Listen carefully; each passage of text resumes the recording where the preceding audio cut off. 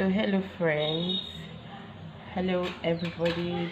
Today is the 28th day of January 2020 and I'm here to talk about the Maryam Sanda case, which is like the main thing right now.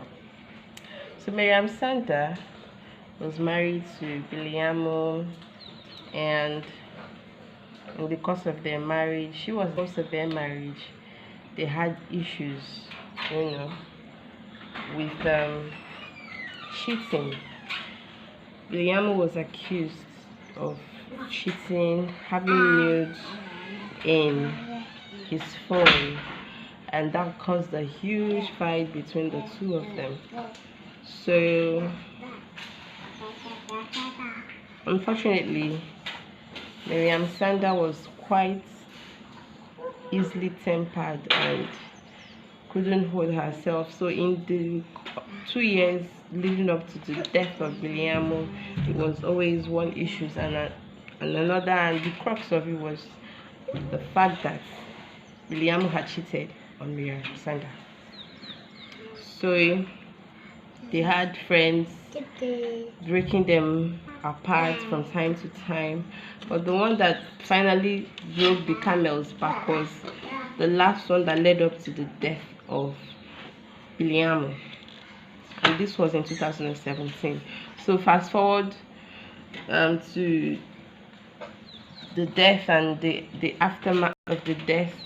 Maryam Sanda was charged to court for culpable homicide and was even granted bail, which was, which is quite rare, because normally when there is a murder charge, usually bails are not granted, because the punishment for a murder charge is death penalty. It's a capital punishment, and for capital punishment you don't get to enjoy bail while the trial is going on. But for some reason that anything is possible in Nigeria. So anything is possible in Nigeria.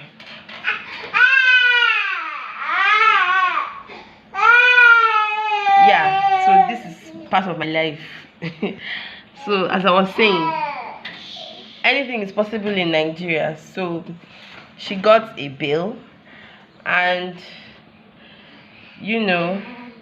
fast forward to 2019, basically there's a judgment, and the judgment is against her. She has been pronounced guilty by a high court in Abuja. So basically the reason why she was pronounced guilty was because the judge held that she premeditated the death. It's not like it was unintentional. It was something that she premeditated, going from the facts of the case, the fact that she was held, she was warned, pleaded to, begged, restrained from hurting him, the Biliamo. The fact that there was somebody that was trying to restrain her, begged, pleaded, and everything. The fact that she broke bottles, broke a shisha pot, tried to stab him multiple times, and then the manner of his death, that he was stabbed from the autopsy. It was simply a clear case of murder, and it's quite difficult to commiserate with her and feel empathy with her, because despite the fact that she had 2 children, and she has the baby, and I heard the baby was even with her in the prison and everything. Unfortunately, the law has to take its full course. So as I was saying, it's quite difficult to really empathize and commiserate with her, because her case is not like a typical northern marriage where you hear that the wife is being abused, or the wife was married underage, or she was forced into marriage, or whatever.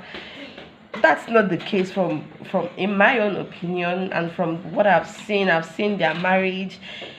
She wasn't married as a teenager. I mean, from the marriage ceremony that I looked at on YouTube, she was obviously mature, and she was obviously she did everything. It's not like she was forced. She looked happy and everything. And from the facts that we are presented with, it's not like she was being abused or whatever. And it's not like, I mean, she had the, well, I did hear that she did beg for a divorce, but I don't know how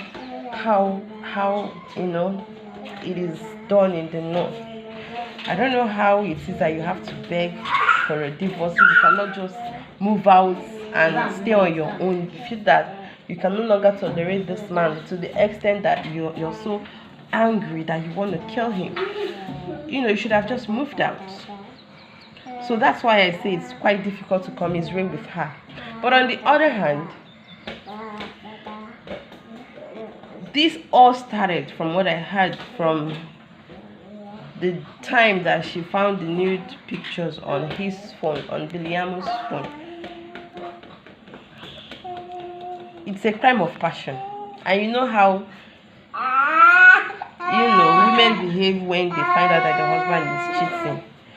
If he hadn't, gone on to get news, I don't even know how he got hold of the news, who sent it.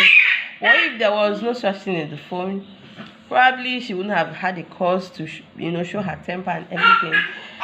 But really, I just feel that in this case, we can't just say that the sentencing was harsh. It wasn't. I feel that that justice has just taken its course. This is not this is not a scenario where we will have to start saying, do we need? I mean, this is the punishment for murder. It's death penalty. Whether or not the state now decides to grant pardon to her, it's another story altogether. And I want to tell you now that I'm sure the reason why this whole thing played out like this, like where it's because the Biliamu, I heard his family is quite well-to-do, quite well-known. The parents or an uncle is a PDP chieftain, so that's why they got justice. But I can tell you that if he was a common man, that the husband, if it was a common man's son that died like this, and probably let's say that the tables were turned and the murderer, so to speak, was the daughter of a rich man, and then the husband was a common man's son, I can tell you that justice would not have been served like this. So that's another story altogether. But did justice take its course in this matter? I would say yes.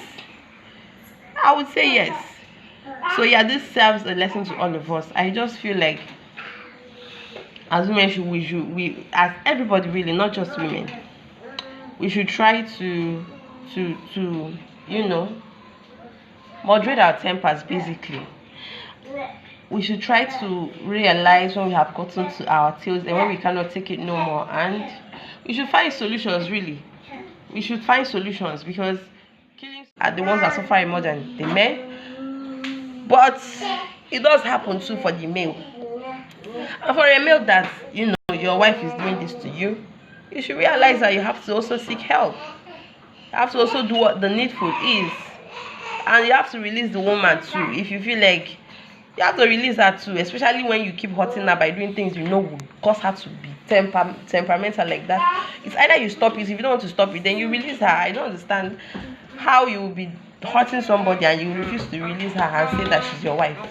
If she's your wife, then you have to do what you're supposed to do as a husband and not to hurt her.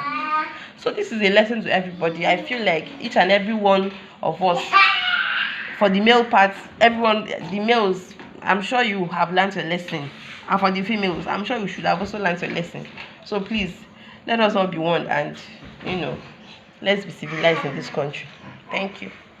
Till next time, stay blessed.